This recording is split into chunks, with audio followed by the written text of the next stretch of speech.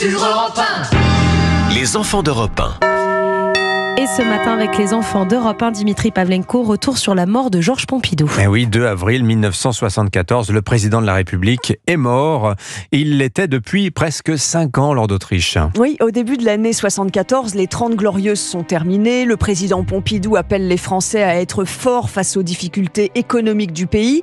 Mais lors d'un déplacement à Poitiers, les journalistes trouvent que le chef de l'État manque d'entrain. M. Pompidou a parcouru à pied tout au plus quelques centaines de mètres et n'a pas recherché les bains de foule alors qu'il le faisait dans les précédents voyages. Et quelques jours plus tard, le 2 avril 74, toutes les émissions de radio et de télévision s'interrompent pour une annonce officielle. Le président Pompidou, président de la République française, est mort ce soir. Yvan Levaille ?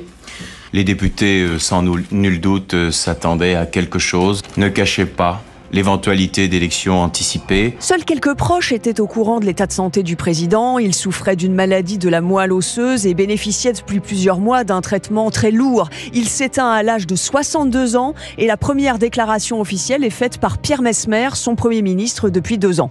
Nous saluons avec respect le courage d'un homme qui, malgré sa maladie, a assumé en pleine lucidité ses devoirs de chef de l'État. L'inhumation a lieu dans l'intimité chez lui à Orvilliers dans les Yvelines et puis des obsèques nationales sont célébrées à la cathédrale Notre-Dame de Paris. Je l'aimais parce qu'il a continué la politique du général de Gaulle. J'estime que c'était un grand homme et puis on avait notre liberté qu'on n'aura peut-être pas tous les jours. Et puis j'ai peur pour la France aussi. Maintenant, qu'est-ce qui va se passer ?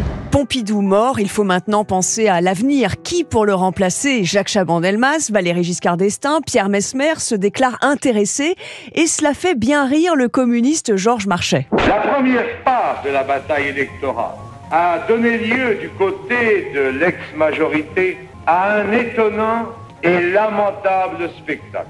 Monsieur Pompidou, à peine disparu, les petits barons se déchirent entre eux. Contre toute attente, le candidat gaulliste Jacques Chaban-Delmas n'obtient que 15% des voix au premier tour en 74. Au second tour, c'est Valéry Giscard d'Estaing qui sort vainqueur face à François Mitterrand. Merci Lord d'Autriche, il est l'heure de jouer.